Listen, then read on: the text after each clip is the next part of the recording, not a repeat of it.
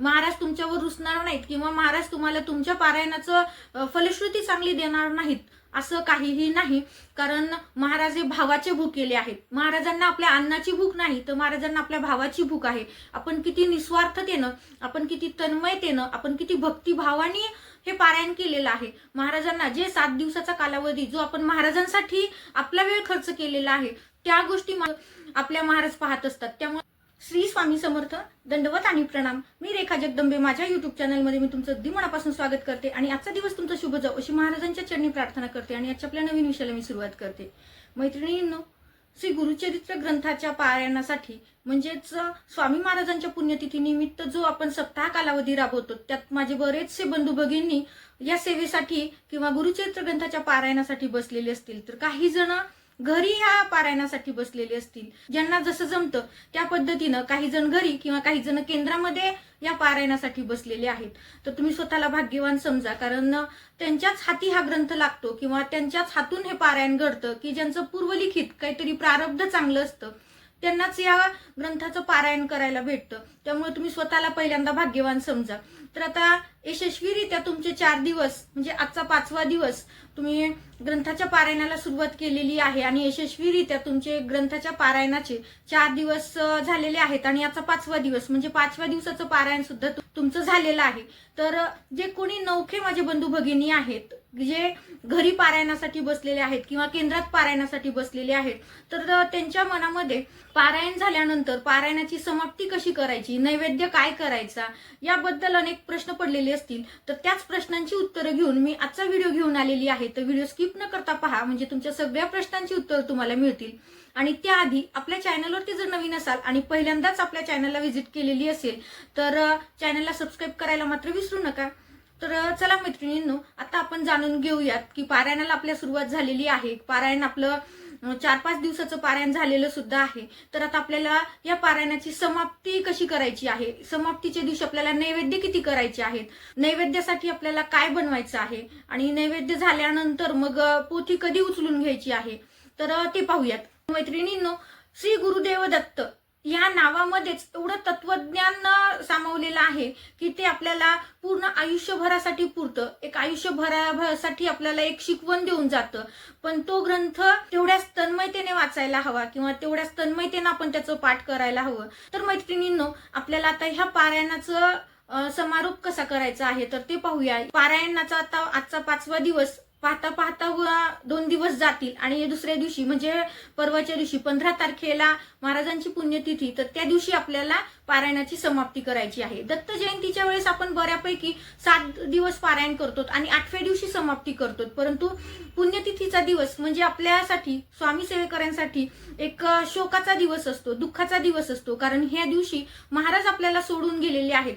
महाराज सोडून गेलेले आहेत म्हणजे शारीरिक दृष्टीने, म्हणजे शरीराने ते आपल्या सोबत नाहीत, तर निर्गुण स्वरूपामध्ये ते आपल्या सोबतच आहेत. तरी सुद्धा एक स्वामी सेवेकरी म्हटलं आणि महाराजांची पुण्यतिथी म्हटलं की एक दुःखाचाच आपल्यासाठी दिवस असतो.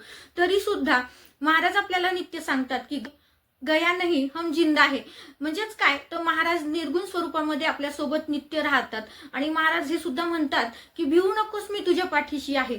खरंच ह्या वाक्याची प्रचिती बऱ्याच जणांना आलेली आहे.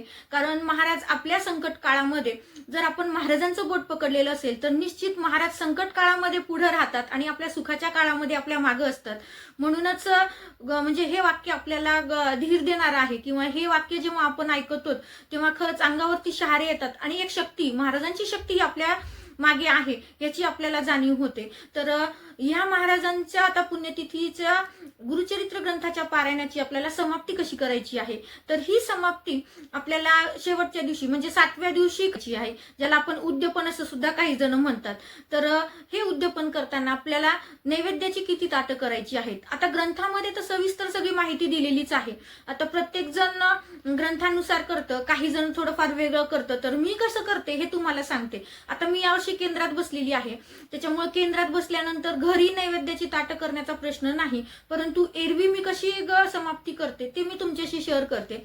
तर आणि ग्रंथामध्ये कशी समाप्ती आहे ते सुद्धा मी तुम्हाला सांगणार आहे. ग्रंथानुसार आपल्याला समाप्तीच्या दिवशी नैवेद्यासाठी 4 ताट बनवायचे आहेत. 4 ताट कुणासाठी? तर एक दत्त महाराजांसाठी, एक स्वामी महाराजांसाठी, एक आपल्या पोथीसाठी आणि एक आपल्या कुलदेवीसाठी.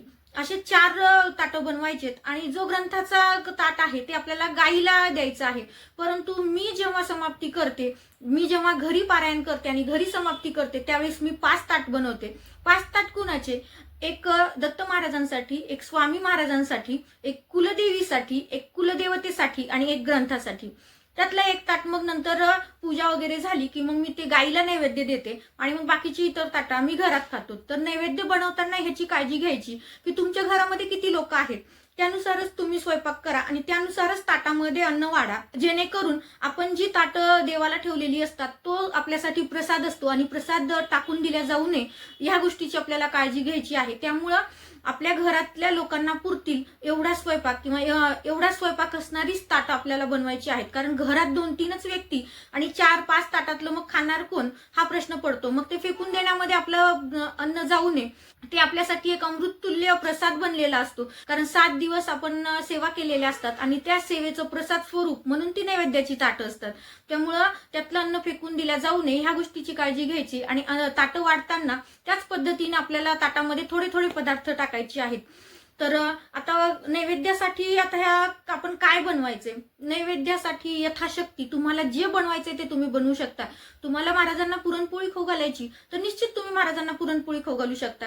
जर तुम्हाला शक्य नसेल साधं वरण भात भाजी पोळी आणि एखादा गोडाचा पदार्थ जर केला तरीही चालतो.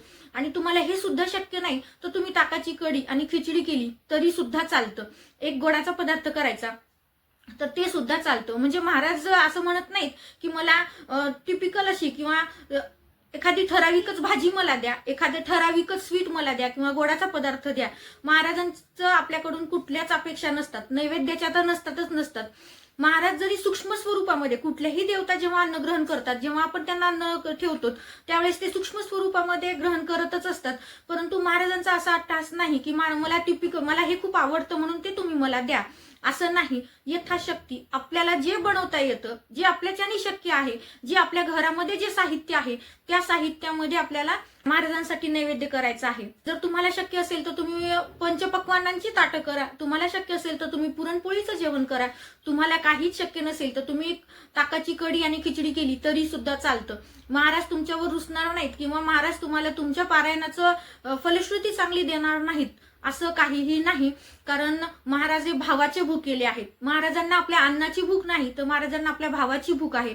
आपण किती निस्वार्थतेनं, आपण किती तन्मयतेनं, आपण किती भक्तिभावाने हे पारायण केलेलं आहे. महाराजांना जे 7 दिवसाचा कालावधी जो आपण महाराजांसाठी आपला वेळ खर्च केलेला आहे त्या गोष्टी महाराज आपल्या महाराज पाहत असतात. त्यामुळे महाराजांना आपल्याकडून कुठल्याही नैवेद्याची, आपल्याकडून कुठल्याही आर्थिक स्वरूपात दानाची कसलीही महाराजांना गरज नाही.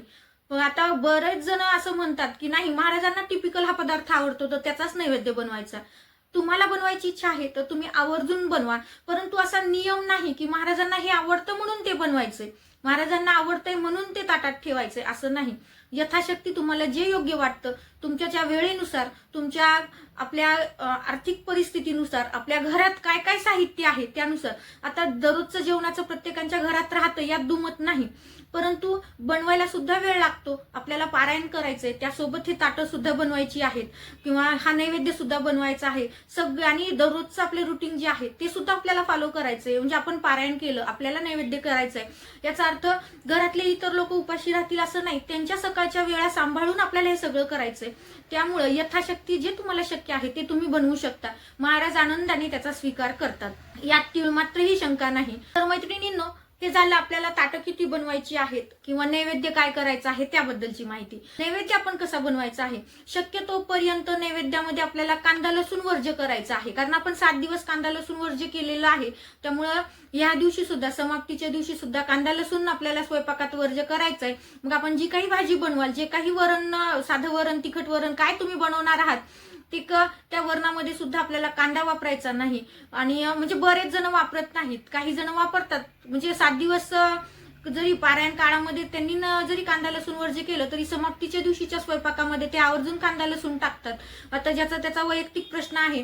जर तुमची इच्छा असेल की आपण 7 दिवस कांदा लसूण वर्ज्य केलं, तर आता आजच्या स्वयंपाकामध्ये सुद्धा टाकू नये, तर तुम्ही नका टाकू. आणि तुम्हाला असं वाटत असेल की 7 दिवस आपण अशा प्रकारचं खाल्लं, परंतु आज महाराजांना टेस्टी जेवण गेलं पाहिजे, कारण कांदा लसणाशिवाय आपल्या जेवणाला चव नाही असं आपण म्हणत असतो. 7 दिवस जो आपण सात्विक आहार खाल्लेला आहे, की जेणेकरून आपल्यामध्ये एक सात्विकता राहावी, आपल्यामध्ये तामसिक वृत्ती वाढू नये, ह्यासाठी आपण कांदा लसूण वर्ज्य केलेला होता.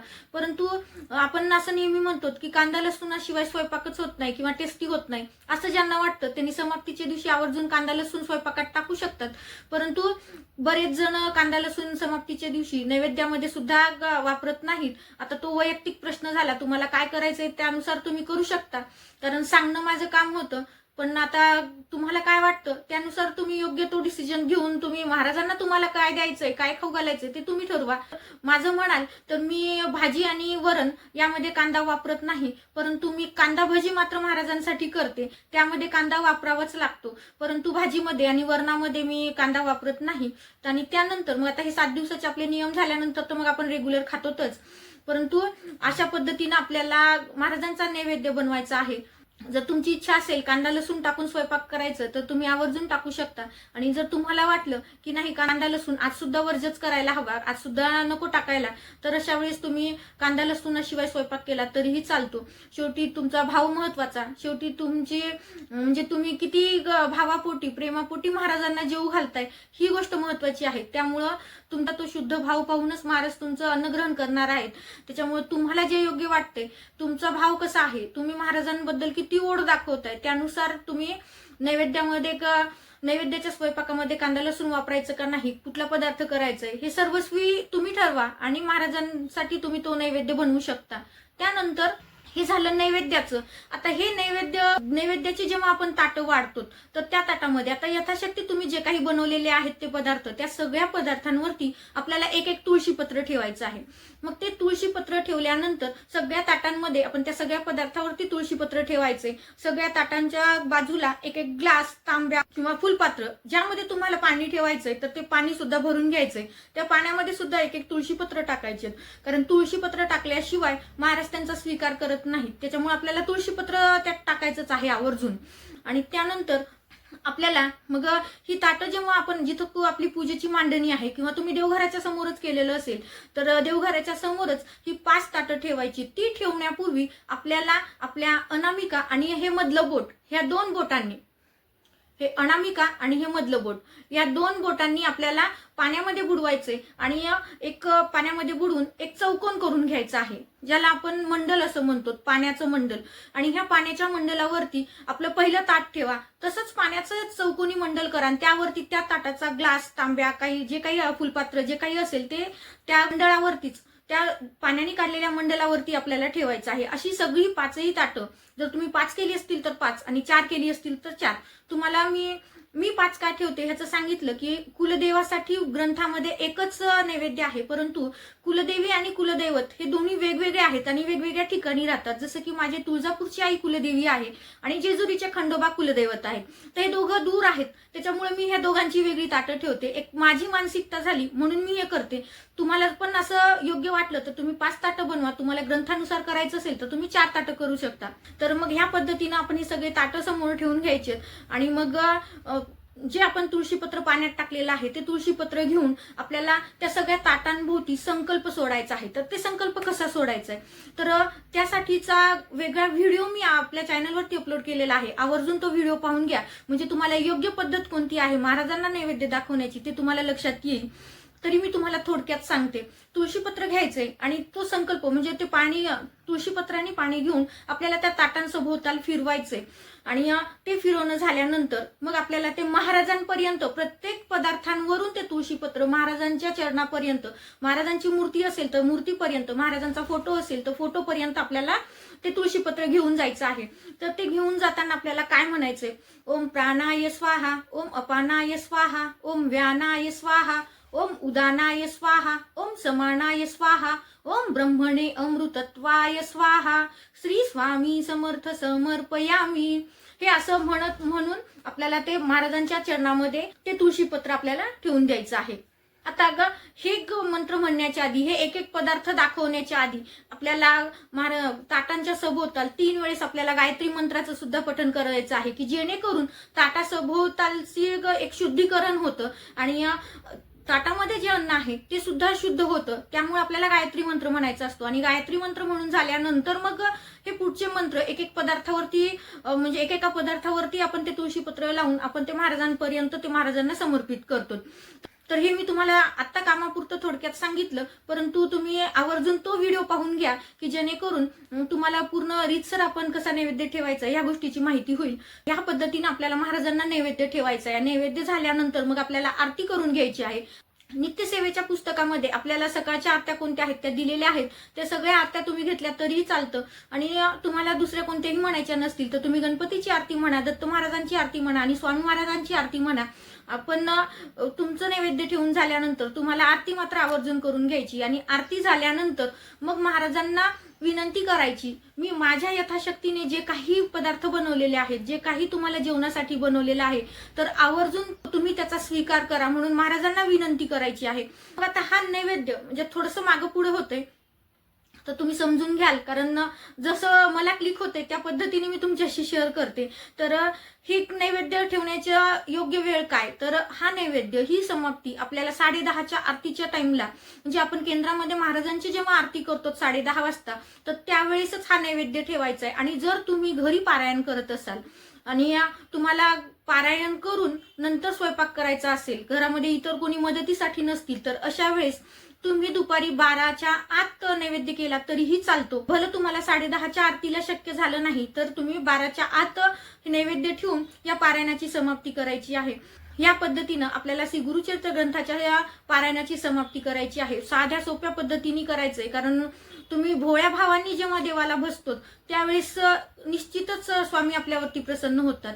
स्वामींना आपल्याकडनं खूप वाढावी असं काहीच लागत नाही, फक्त तुमचा भाव शुद्ध असायला हवा. तुम्ही प्रेमापोटी ह्या सगळ्या गोष्टी केलेल्या पाहिजेत, तुम्ही स्वामींच्या प्रेमापोटी या गोष्टी केलेल्या पाहिजेत. त्या पद्धतीनं म्हणजे भाव शुद्ध आणि महाराजांबद्दल एक तीव्र ओढ ठेवून जर तुम्ही हे पदार्थ जे काही पदार्थ बनवलेले आहेत तर निश्चित महाराज त्याचा स्वीकार करतात. त्यानंतर मग आपली आरती वगैरे झाली की मग आपण जो ग्रंथाला नैवेद्य ठेवलेला आहे तो ग्रंथ आपण गायीला नैवेद्य खाऊ घालायचा आहे. जवळपास तुमच्या कुठं गाय असेल तर तुम्ही तिथं नेऊन गायीला खाऊ घालू शकता आणि त्यानंतर मग तुम्ही जेवण करू शकता. आणि जे 7 दिवसापासून तुम्ही नियम पाळलेले आहेत, कांदा लसूण वर्ज्य करायचं आहे किंवा एक धान्य खाऊन राहत असाल तर त्या दिवशी मात्र मग आता जे काही तुम्ही नैवेद्यासाठी बनवलेलं आहे ते ताट घेऊन तुम्ही पूर्ण जेवण करू शकता. आणि मग आता पोथी कधी उचलायची तर तुम्ही दिवसभर ठेवली तरीही चालतं, किंवा तुम्ही गायीला नैवेद्य देऊन आलात की पहिल्यांदा महाराजांच्या पाया पडा, महाराजांना मुजरा करा, महाराजांना विनंती करा. मुखमुख या गोष्टीसाठी जे पारायण केलं होतं ते तुम्ही यशस्वीरित्या ते माझं पारायण पूर्ण करून घेतलं. तर आणि पारायण जसं पूर्ण करून घेतलं त्याच पद्धतीनं मी ज्या काही कामासाठी, माझ्या ज्या काही इच्छेसाठी हे पारायण केलं होतं तर त्याची सुद्धा मला फलश्रुती द्या, ते सुद्धा माझं काम लवकरात लवकर होऊ द्या, अशीच महाराजांना विनंती करायची आहे. आणि मग व्यवस्थित पोथीला पाया वगैरे पडून घ्यायच्यात आणि मग पोथी उचलायची आहे. या पद्धतीनं आपल्याला ह्या पारायणाची समाप्ती करायची आहे. दिलेली माहिती साधी सोपीच आहे पण ती खूप महत्वाची आहे. ज्यांना काहीच माहिती नाही त्यांच्यासाठी लाख मोलाची आहे, म्हणून मी तुमच्याशी शेअर केलेली आहे. आवडली असेल तर लाईक करा, शेअर करा. आपल्या चॅनलवरती नवीन असाल तर चॅनलला सबस्क्राईब करायला मात्र विसरू नका. श्री स्वामी समर्थ. दंडवत आणि प्रणाम.